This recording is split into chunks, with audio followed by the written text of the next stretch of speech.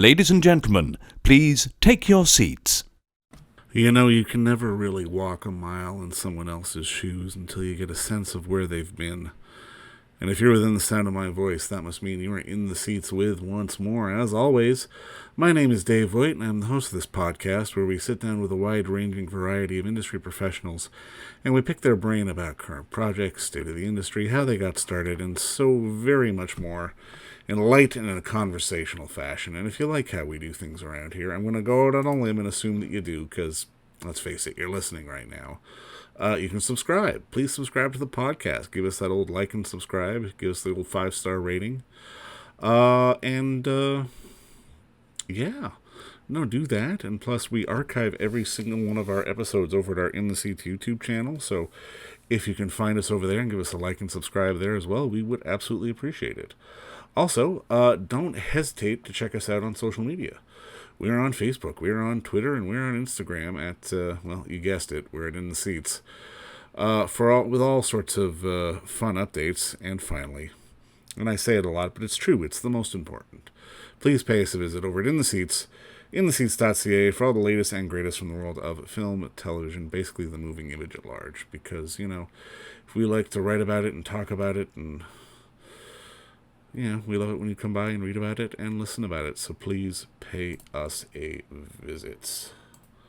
We got an interesting one on this episode. It is a film that just had its world premiere over the Tribeca Film Festival, and it's called An Act of Worship. It's really a fascinating portrait of the last 30 years of life in America, if you are a Muslim, and it's told through the lens of Muslims living in the United States, and it offers sort of a counter-narrative to many pivotal moments in recent U.S. history, and it takes a look at the impact of the anti-Muslim rhetoric and policy on young Muslims, who, especially the ones who showed up after 9/11, and they really take charge of this. I mean, it's one of those things that, because you know of the first-hand knowledge and the intimate access that these filmmakers have, you're getting the straight juice. You're getting a real, genuine story. You're getting stories of young women whose fathers were deported when they were 16, and now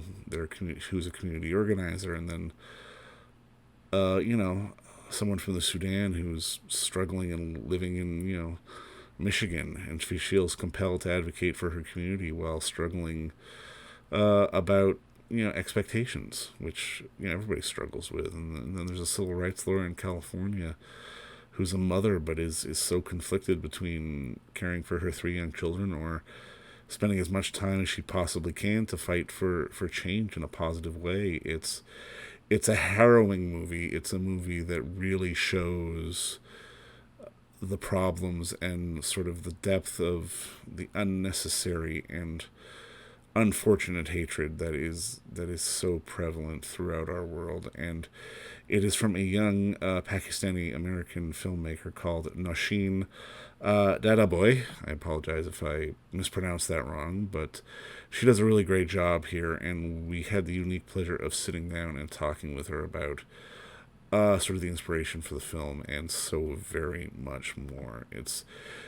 doing its festival run now. I'm sure it will be out available somewhere near you sooner rather than later, but if you get to keep An Act of Worship on your radar, because it's definitely a necessary film to watch, and I'm glad I watched it, and I'm sure you will too. But first, enjoy our talk with Nausheen, because between you and me, it's a good one. Now, I mean, congratulations on the film. I mean, I was genuinely struck by it, and I mean, I think the thing that got me the most was just I guess its observational nature. It was very sort of boots on the ground. It wasn't talking politically. It wasn't talking in sort of grand sweeping. It felt very personal. It felt very real. Walk me through on your end, I guess, the inspiration for you to decide to want to make this film. Yeah, I think this maybe sounds really grand, but that's how I feel right now. I was in college when 9/11 happened, and it's why I went to film school, because I saw negative representations of my community, and I was like, I want to be able to do something about this. And a lot of what I pursued in my career since then was working on, kind of social justice stories, mostly as a cinematographer. But this film like actually feels like uh, going back to that first intention and saying like, I want to make something about my community that's authentic and that is for us by us. And this film feels like a culmination of a lot of that intent. How long did it take you to sort of, I mean, I'm obviously you would find people at different times, but I mean, walk me through finding your three subjects, just because it's a perfect mix, at least for me, just to really get a sense of, like I said before, just sort of boots on the ground, the kind of things that are happening. I feel like that's like a really accurate description of how we found them. Because Amina Mirza Ghazi, who is the mother in California and civil rights attorney. She's somebody that we actually knew each other as kids. Like we would go to the same parties, but we weren't really friends. But my sister ended up working for her as an attorney at the Council on American Islamic Relations. Amina was the deputy director at the time. But we again just kind of knew each other socially. But when I was filming the airport protests, I just saw her and I was like in awe of like her command of this like massive crowd. And just, like literally, like I went to the protest with my camera because I was like, I want to go and protest, but I'll take my camera just in case. And I gravitated towards her, the camera gravitated towards her. And so we started filming with her. Like in that moment, I was like threw a love on her and I was like, I'm going to film with you. And luckily, because of that previous relationship, she was like cool about it. But with everyone else, there were two things. One was we traveled to about 20 different cities trying to find out like, what kind of communities are in different cities, states, what kind of issues are impacting those communities, and then who is on the front lines of like community organizing and activism in those communities. And what we realized, one, is that like there were young women at the forefront of like every single community that we went to. And two, what we also needed from when going, like part of going in person, part of, having so many coffee meetings and like, lunch meetings with people was to build trust. There's so much mistrust around the media. Even as Muslim filmmakers, people were like, I don't know who you are. Like, I need to know who you are before I agree to make a film with you or do, be in a film, because maybe people had been burned before or whatever. Like we really needed to build trust with them. So we were like literal boots on the ground. We traveled to so many cities, and we also had people that were very trusted within the community. So like Hussam Elush, who was the executive director of KRLA, he would send out emails for us saying like, these people are cool, you should talk to them, like I believe in what they're doing. And I think that definitely went a long way to helping us also build those relationships. Well, no, and I mean, I think you're absolutely right. I mean, particularly like you said with the airport protest, I mean, that really struck me, and it felt important just to show how organized those things are, because I mean, I didn't know how organized those things were. Like for you, as you were sort of diving into the minutia of it all, was there anything that kind of surprised you just in terms of how these three women have been working in the community and just sort of the things that they've had to go through to sort of get things done? Well, I think there's one thing about the protest is like the protest was very organized, but nobody expected it to be as huge as it was. So we were like, there's 500 people have RSVP'd to like a Facebook event that was created, and like 5,000 show up. Yeah, probably. Like you couldn't walk around LAX at that point. So that was like one thing about it. I think the other thing is like, my sister, was working for KRLA, so I had a little bit of a window into what her life was like, working within the community. But for the most part, like I was in the film world, working with a lot of other Muslim and South Asian filmmakers. So we had kind of like a shared goal in what we wanted to do. But I was very disconnected from the activist community. And this film was like really a learning experience for me to also understand that our community has been very organized about building power, and, organizational power and social power within the community and outside of the community since 9/11. And I think that was really interesting to learn for me, to see like, okay, we were very vulnerable after 9/11 and people did not have the tools. But like when Trump came about, when the Muslim ban rolled out, like people were like, we're here. This is not going to happen again. And that was like, yeah, I definitely didn't know that very systematic kind of like, growth was happening. Now, I mean, for you, when you're trying to put this together and craft a story, like, do you know where it's going to go, or do you have a sense, or is it just a question of trying to ride that wave? Because I mean, in watching it, I was so, I mean, maybe this is the ignorant white guy in me talking, I'm not sure, but I was struck by the need for education. Just that, how education is a part of the activism, just on a regular level. Because I mean, there was some footage in there. I forget specifically what it was, but it was towards the end. It was the, let's call him a gentleman, but this sort of the one stomping on the Quran, everyone has to go, everyone has to go. And I was like, holy shit, that disturbed me. And I mean, I'm just kind of curious, like, when this activism goes on, when the education goes on, I guess maybe the question I'm asking is just about pushback, and what kind of pushback maybe you witnessed sort of as you were there from sort of communities who just didn't know any better. Well, I think that I feel like one of the things that I learned was actually also how much education our community needed to understand what had happened to them and what was still happening to them. Right. So for instance, like my community in California is like kind of affluent South Asian community in Orange County. Like, like, yes, we are surrounded, like I grew up in Huntington Beach, which is like neo-Nazi, like central. So that's not to say that stuff didn't happen there, but like after 9/11, we didn't see kind of the impact that like communities in New York did, for instance. Like, so one of our producers lived on Coney Island Boulevard and Foster Avenue, which is like also like home to like a very robust Pakistani community, but like a working class community. And he talked about how like that became a ghost town after 9/11. People were scared or they left. People were, registered or deported, or, like that community was really heavily impacted. And back in Orange County, California, I didn't know that, like I didn't know about what was happening to other people in my community. And so part of it was like, we're so, diverse, we're so big in terms of like our just geographic spread. I think it was really important for people to know what was happening to each other, what are policies that are still impacting people. So again, in California, there's like the Countering Violent Extremism program. There are Muslim organizations that have received money via that program to spy on community members. And people don't know about that. So like a lot of it is educating our community and saying like, this is happening. This is why we need to like be aware of this. Even small stuff like, my sister does these Know Your Rights workshops all the time, or did when she was with CARE. But like, there are so many people that will invite FBI into their home.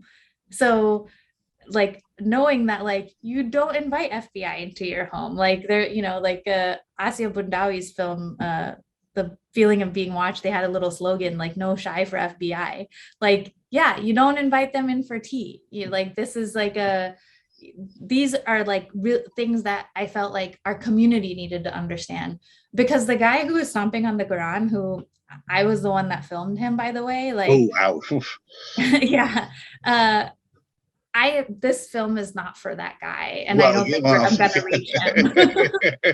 No, but I mean, I love that you bring that up, because I mean, especially around the issues of deportation. I mean, with Aber's father, I mean, that seemed like nonsense why he was deported. And I guess sort of educating not just your community, but communities in general of these things are happening is one of those things that needs to be done, because it seems like a simple thing that can easily get forgotten. Yeah, and I think like even something like talking about Abir's father, like, we also unfortunately had like Muslims that voted for Trump, and people who would kind of buy into like either a model minority myth or trying to like aspire to whiteness and say like, well, we came here legally, but then when you like, and they're really just talking about like, immigrants from the global South, but like when you show them like Abir's family and you're like, a lot of people just like them, and and her parents were undocumented, and then it gives them pause and they're like, oh, okay, like I need to think about this issue differently. So I think like, it's also just like how we contextualize things and talk about them. And I don't think that you should need that in order to feel empathy for people, and in order to know that like if somebody is undocumented, that doesn't mean that they are doing anything wrong. But like, unfortunately, like people do need to make human connections. I mean, that's why we're making films.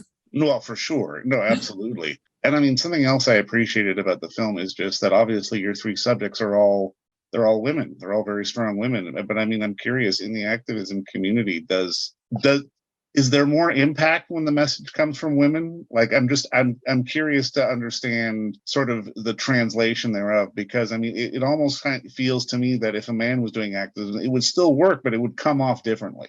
Yeah, I mean, like, I honestly was not finding a lot of men in these spaces. There are just a lot of women that are okay. No, that, I mean, again, that kind of answers my question. So yeah. But I think part of that also comes from like historically, at least like in the US, like women don't have as much power in mosque spaces.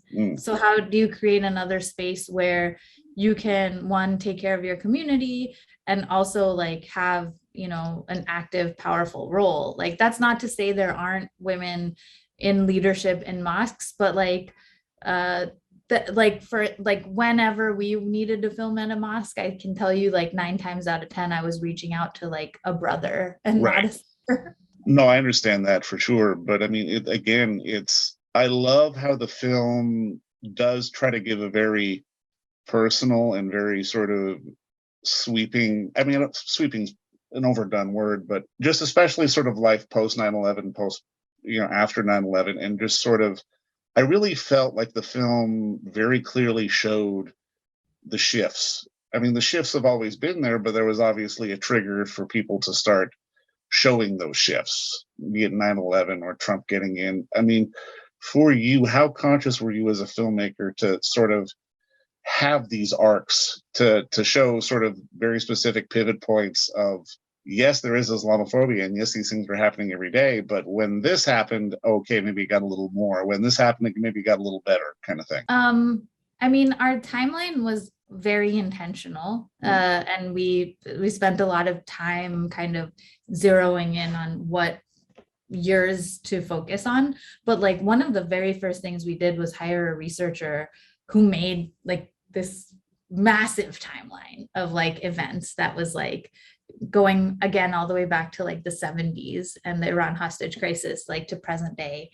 And so we had that as like our layout, and then we zeroed in on these specific events because they were all pivot points, and they were all not just like pivot points in terms of policy or in terms of anti-Muslim rhetoric, but like if you think about Obama, like he was a pivot point for so many people, like especially kids in my generation. And we're, really looking at the film through the lens of like people like me. Our parents immigrated here after the Immigration and Naturalization Act, and we're like the first generation of American Muslims growing up here. So like, obviously there's like the giant missing voice is like the African American Muslim experience. Like, this is not told through that experience.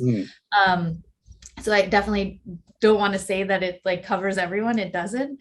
But so through that lens, Obama, like for us, like for these first generation Muslim kids, it was like, oh, we had lived under, first Daddy Bush and then George W. And we were like, right. Here's a breath of fresh air. And it wasn't. And it really showed that like, this is how American policy operates domestically and internationally. And it doesn't really matter who's in the White House, like for our community, like it's very similar. But like he was like a sort of part of like a growing pain for us, and so I think each of those moments that we chose like highlighted where, as you said, like those shifts were happening. And also, of course, like they were rooted in policy that was directly impacting people. And that was important to me because I didn't want it to be like Oh, there's some of those crazy guys that are stomping on Qurans, but like, the majority of Muslims are they're living just fine and on a daily basis aren't encountering Islamophobia. But that's not true. Like we have systemic Islamophobia in this country, Mm. and it shows up in so many ways in people's lives. And we had to like, as Muslim filmmakers who were like so worried about people also like, thinking that we are too sympathetic or not objective, we needed to make sure like, here's the proof, like here's actual data, fact. This is a policy. This is what this policy has done. Yeah. Like we needed to do that too.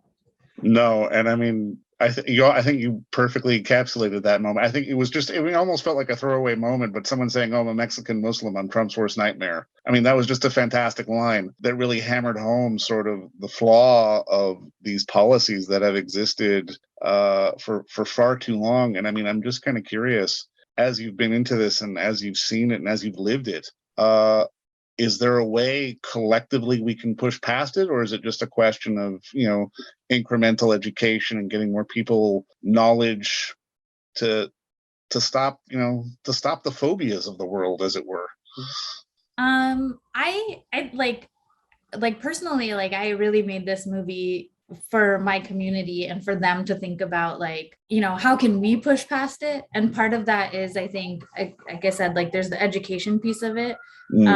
And then there's also like, there's so much unacknowledged trauma in the community. So we would interview people and we would ask them like, what's an incident of Islamophobia? And they were like, oh, this thing happened, but it wasn't so bad. And they would maybe have like so many of these things happen to them and they're carrying all of this stuff around. So we really want to talk about like, these traumatic things happen. How can we move past them? How can we heal as a community? But then I think the other like part of it for me is like, I don't look to outside of our community to address it. I like, because I feel like you have to really be interested. And I just don't see that interest in people of addressing Muslim issues. And I also think like they're so ingrained in what America is, what American culture is, that like, like even very nice liberal people will still say very Islamophobic things to me. And so like the education piece of how to get people outside of the Muslim community to understand Islamophobia is like, that's a really other big Right. task.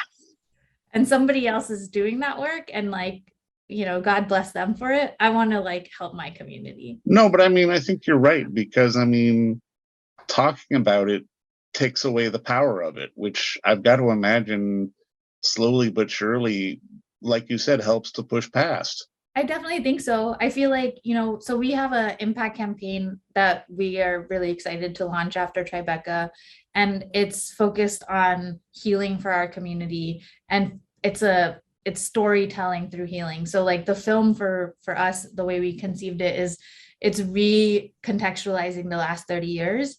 And for our audiences, we want to, conduct a storytelling workshop to help them recontextualize their personal narratives and not center trauma, or not even center like internalized Islamophobia that they've taken in, and like really kind of be able to like see themselves from a different perspective. Now, I mean, obviously the premiere is coming up. You're getting ready to go to Tribeca. Audiences are going to be experiencing this now. I mean, I guess just to start putting a bow on this, I'm kind of curious what your hope audiences pull away from the film, not just maybe Muslim audiences, but white audiences, other audiences, anybody. Like, what is, like, give me both answers. What do you hope the pull away is for this film? Obviously you can tell I thought a lot about my community and what they would take away from it. And like, I think like even for me, while making the film, just like scrubbing through my family's home videos was so like illuminating, and like in the way of like looking at something that was from like, so there's a woman in the film who tells a story about being bullied in school. Like that's my sister, and she's telling that story that happened to both of us.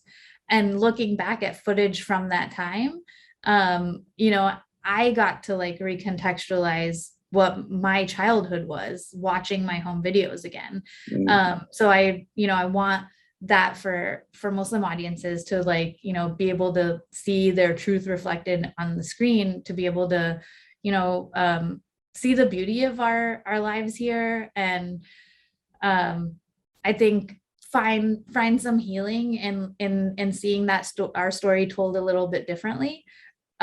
For American audiences, outside of Muslim American audiences, I really think about, or I guess I should say Canadian, also for non-Muslim North audiences American. It's fine. North globally. American.